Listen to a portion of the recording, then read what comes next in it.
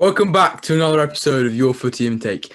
We've been slacking a little bit recently, but we are back again, ready for a new episode. Here with my co-host, Henry Lawson, as always, with the fresh trim. So let's hop on to the weekly roundup. So, some big games starting off with the Midlands derby, Wolverhampton versus Leeds. 1-0 to Wolves, big significant win for them, adding to their turning point, which they had a few games ago to their season. So I think they're back in the mix of things. Southampton Chelsea, as a Chelsea fan, obviously very disappointing match. Tuchel, he really showed his disappointment for that game. Obviously the Callum Hudson-Odoi getting taken off as a sub after 25 minutes for not putting in effort. Harsh, but I mean, ultimately he's doing what he needs to do, Tuchel. So that's how it is. Burnley, West Brom, probably one of the most boring games of the season. Although there was a red card for their big centre-back, Semi Ajayi, which is a huge blow to Sam Allardyce's team. But 0-0 there. Do you think that's the end for West Brom? West Brom, I think they're gone. Yeah, I do agree. I think that is the end. Taking a bit. They're like, what, 10 points off? Yeah. Around 10 points off Fulham, and then Fulham are like 5 off. So yeah. I think them and Sheffield United, they're done out, to be honest. Yeah. Merseyside derby coming up next. Obviously, to add to Liverpool's woes, 2-0 from Everton. Sixton penalty in the Richarlison early goal. That was a brilliant game to watch. Mm-hmm. Everton finally got their win after 25 years at Anfield. So it meant a lot to them. Obviously, lots of celebrations on social media. So happy for them. Fulham Sheffield United 1-0. West Ham Tottenham today 2-1. Big win for West Ham, back into the top 4, capitalising on Chelsea's drop points at St Mary's. So massive win for West Ham. Probably a bit of a scare late on when Lucas Moura banged in the header, brilliant header. But West Ham ultimately they stuck with it and got the 3 points in the end. Aston Villa Leicester 2-1 to Leicester. Big win for Leicester, putting pressure on Man U for that second position. Surely top 4 is looking likely for Leicester and Man U, in fact. But big win there. Arsenal, Man City, obviously very recently, only at 4:30. 1-0, very early goal from Raheem Sterling. Rob Holding getting beaten to the ball by a 5'7" guy. Pretty disappointing from their behalf. And as we speak on this podcast, 76th minute of the Man U Newcastle game. Big win for Man U. This would be Newcastle, to add to their woes. If they lost this, Fulham would definitely be putting on the pressure. And tomorrow the derby between Brighton and Crystal Palace, if that's how you want to look at things. So big week, interesting things happening there.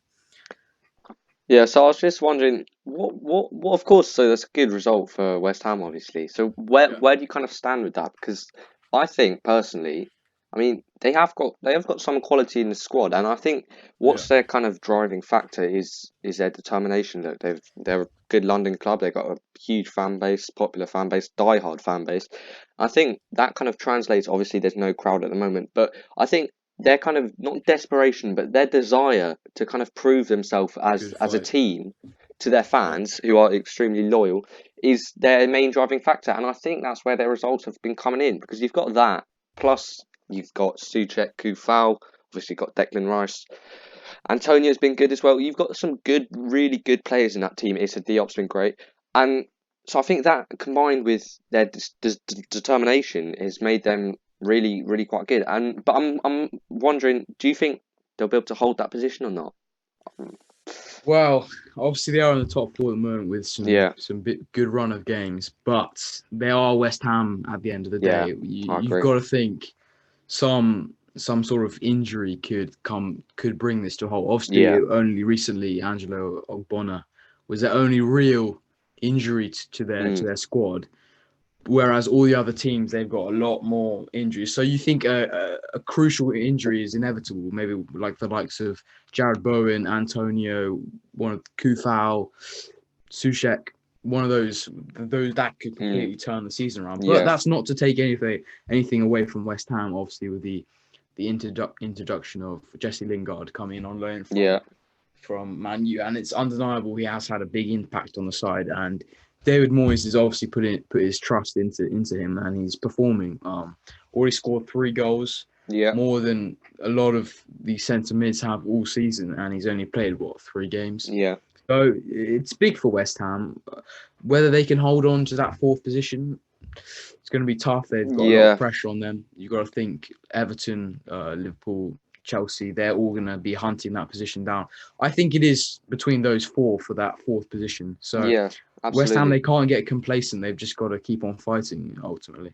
Yeah, I think COVID, whilst it sounds weird after what I just said about their fan base, I think this is kind of the one prime example of where COVID has actually benefited the club in Yeah. terms of because everything's so unusual, they've managed to find some form out of that, and credit to them for that. But I think, yeah, as I said, I think COVID situation has benefited them because obviously amongst with the club sometimes, particularly behind the scenes, there's a bit of kind of toxicity sometimes around the West Ham club and the owners, of course. There were multiple protests last season, and I'm not saying that these results are because there's no fans, because that's silly. But I do think the let's say the calmness and stillness and none of that has certainly helped West Ham as a club, and I think they have benefited from the COVID situation. But yeah, so credit to them for that. Well, yeah, you look at this West Ham team and you look at the strength of it. And whilst obviously they've jumped 12 positions since last Mm, season to yeah. be in fourth, they were around 16th last season.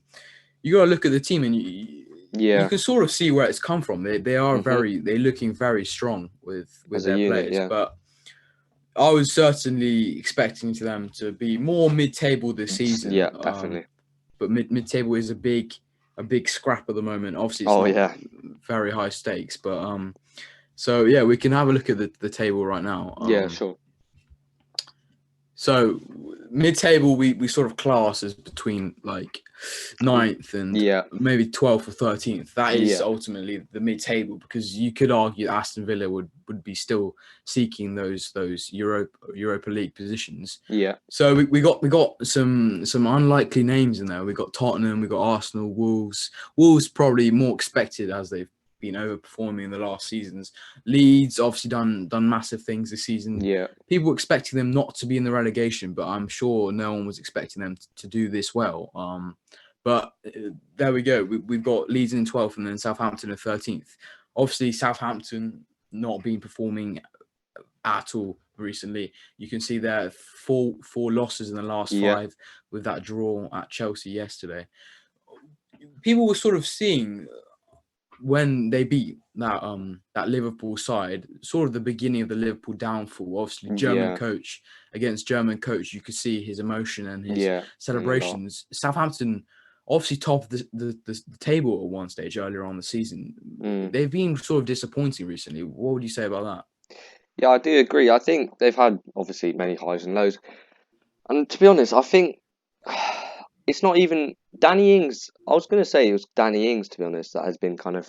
I mean, he's not been firing on the same cylinders as he is, but I think there's more to that, and I think it sounds weird. So obviously, Minamino's come in; he's done all right recently. But obviously, Southampton have got. I mean, when they lost, what was it, 9-0 to United? And that's not the Yeah, first time something like that has happened. Obviously, they have had really serious injuries this season, etc. And it hasn't been yeah, easy for them. So I think that really disrupted their form kind of mid season, if you like, around kind of game, 19 to up to now almost, kind of 20, game 20 up to now. So I think that's really disrupted them. The injuries started to take their toll mid-season, lack of sharpness. So I think that's kind of what's been, as you said, the key factor for the 4 losses and the bounce and the draw. Which, to be fair to them, a draw against Chelsea was a good result in the league. But yeah, I do think that's why, and I don't see them coming back from it. However, I yeah, wouldn't be surprised if I'm proven wrong after kind of the way they bounced back. I remember when they lost to Leicester 8-0, whatever, 9-0, back in the day, that they did bounce back tremendously up to now, up to kind of game 20 of this season. They have been really good, as you said, top of the table at one stage. So I'm maybe proven wrong, but I don't see them coming back from it. I was wondering, what do you think about kind of Wolves, Arsenal, Leeds? Do you see them climbing, staying? Who do you see? What do you see happening there? Well, Wolves, I fully expect them to stay around that Yeah, position, if I not agree. fall back a little Yeah, bit. They've not got that spark whilst with the loss of Raul Jimenez, yeah, but Leeds, obviously, sometimes you get a cracker of performance, yeah, sometimes you don't. You can see there the goals yeah, conceded. It's two massive figures there. That just proves their inconsistency. yeah, Sometimes losing 4-0, sometimes winning 4-0. They're a crazy team. So though them I can fully expect to go up or fully expect to go down. But yeah, I I agree. also think they're going to stay around that 12th Yeah, to 14th position. Arsenal and Tottenham. Arsenal, it's a hard one. it's a I weird one, think, isn't it? yeah, you can't really expect anything. Like they suddenly pick up form And for then like a few drop. games and then they Uh, suddenly drop again. They put in a good shift against Man City today, but I think it's a bit too late for them hmm to be getting back at things. And that, I mean, when you look at it, when they fired Emery, they were 9th and now they're 10th. That Yeah, just sort of sums them up in a hole that they're they always haven't bouncing changed back and then really. dropping. Yeah, I It's mean, very inconsistent. Spurs, with the quality they have and how well they're doing earlier on the season, I think I expect them to be climbing at least above Aston Villa and possibly either Liverpool or Everton. I think we should be seeing Tottenham finish in a Europa League position, Yeah, absolutely. just based off the quality they have. But you can't write off Everton Mm, or Liverpool. The Everton, Liverpool probably more in the top 4 fight, but Tottenham and Aston Villa, that will be an interesting one yeah, to try and climb up and get that Europa League position. But if you have that sturdy wall of West Ham staying up in that 4th position, it's going to yeah, push everyone back. So we could expect Jose Mourinho to be possibly even fired if this carries on, mm, because 9th for Tottenham, I'm sure Dan Levy's not going to be yeah. impressed with It's that. not good enough. 9th for the North London, 9th and 10th for the North London clubs.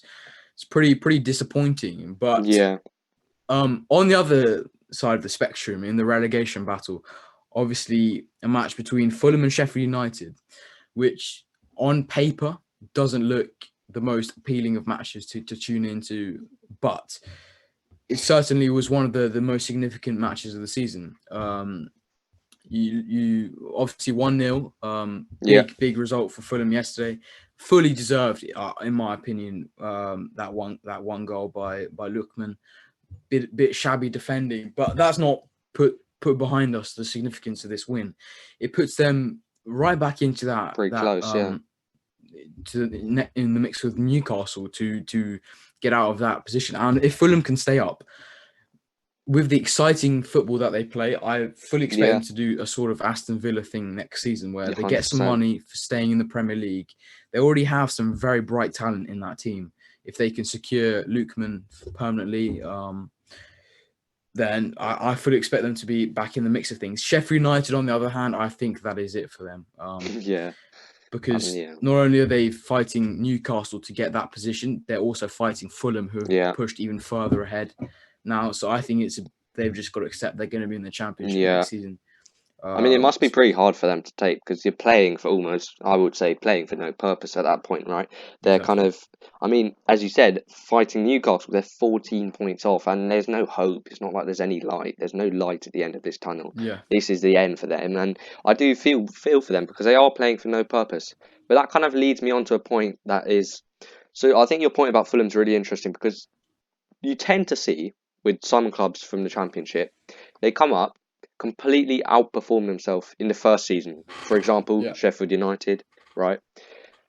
Or even, okay, obviously West Ham didn't come up, but West Ham were at one point about to get relegated last season, and now they're outperforming. So it's almost when you go from such a low level to a high level, but my point is there's always a drop back down. So you've seen Sheffield United, they Yeah. came from the Championship, outperformed massively in the first season, and with when you haven't, let's be honest, got the quality in your team that you can't hold that. There's no holding that, and now you see them there at the bottom of the table. But I think your point with Fulham, I wouldn't say Fulham are underperforming. Well, actually, I would. I would say that I wouldn't say they're underperforming, but I would say they should be doing better because. But that leads me on to say I think Fulham, as you said, they're fighting for relegation at this point. But as you said, I think next season we will see them kind of where Leeds are this season, for example, Yeah, where possibly maybe not West Ham, Aston Villa kind of level, but mid-table. And I do think if they do stay up, I could totally agree. It will be the opposite to what we kind of tend to see, where you yeah. outperform yourself, then drop down. I would think Fulham have had obviously a quiet first season back. Possibly they might not even finish the season in the Premier League. But my Yeah, point yeah, is, I think they I will totally bounce understand back. that. Yeah, Yeah, so I would say with Fulham, to sort of back up what you were saying, it's not like they can do much worse next season. yeah, Like they've got exactly. what are they? What are they 18th? They've Yeah, got 18th. 18 more positions ahead of them and Yeah, 2 behind them. So I mean, as long obviously as the they can probability stay up. is massive ability. It's way in front of them. With Sheffield United, you commented how they overperformed massively last season. Obviously, they had that huge amount of money for coming. What did they come 8th or 9th last season? They got Yeah, a lot of money. I think one of the keys to their relegation has been how rash they were in spending that money. They put in yeah. some absolutely catastrophic Mhm. bids for not incredible players, paying 30 million for Ryan Brewster, although he was tearing it up in the championship with Yeah, Swansea. 30 million for him. Obviously, he wasn't working out at Liverpool. It's a bit of a rash yeah. way I to agree. spend your money. Instead of he's just gone straight to the English championship and scouted Yeah. as you'd expect them to. Whereas the smart clubs like Leicester and Mhm. these other ones like Burnley and stuff, obviously Even Burnley haven't Leeds spent this for ages, season. but Leicester, they're scouting. They put a lot of money into their scouting so that they turn it into a business as Mhm. well as doing well for their club. It's almost Because like, yeah, I agree. It's almost like Sheffield United tried to please themselves kind of yeah, instantly and look for an because people instant knew Brewster. improvement, exactly, rather than looking more long term and perhaps doing what Fulham could do, which is kind of just staying up and then looking to build from that rather than trying to build massively straight away, trying to Yeah. build block by block, which is how it should be. And yeah, so I do think, I do think it's the end for Sheffield United. Yeah, And well, N'Golo Kante, mm, he's a prime example of the Leicester exactly, recruitment yeah, in Vardy as what well. was the fourth division, Fleetwood Hmm. Town for Vardy. Yeah, it's nuts. Kante was the fourth division for in France, and then Sheffield United they go and sign Kind of Aaron big Ramsdale, headline Ryan names from Brewster, their and then they respective waste leagues. 18 Yeah, million on Sanderberger. It's just I think it's the money questionable. handling there is atrocious. Yeah, and the problem So with I that think is, they yeah, deserve go that. on, go on. Yeah, no, so the Yeah, problem I with think that, I they think, completely deserve it. is also when you do that, as I said, this is kind of my take on the Lampard situation as well. When you spend such a huge amount of money for their respective clubs, right? You feel the Yeah, need to kind of change the tactic to suit these transfers, etc. And I think Sheffield United strayed away from their their tactic, which worked immensely in the first season, right? And so I think, as you said, their money handling was horrific, and that then caused yeah, them to stray away from their tactics that worked so well in the first season. Like, what, I don't quite know what they were trying to see themselves doing this season. They're not going to win the league. I mean, unless you get a yeah, Leicester yeah, one in whatever. But realistically, they're not going to win the league. So I think they should just continue what they were doing, handle the money better, and then just build it block by block. Take it to perhaps 7th or 8th for this season. Then next season, try go for top 4. And then if you're still doing well, then try win it. But I completely agree. The money handling just led to a disarray in the tactics. So yeah, I do think that's the yeah. end for them. Well, so quick word on Liverpool, Yeah, very sure. brief. Obviously, recent injury to Henderson, Yeah, catastrophic. I mean, you've got to think there's no hope for Liverpool at this point. Ozan Kabak, he's come in. He's got a man of match performance against Leipzig, yeah. probably for me undeserved. What do you think about how Kabak's fared so far? Obviously, with the error at Leicester. Yeah, no, I don't. To be honest, I thought Kabak was good in the air before the Everton game, but I do think, look, he's a big name. He's come in with a lot of pressure, right?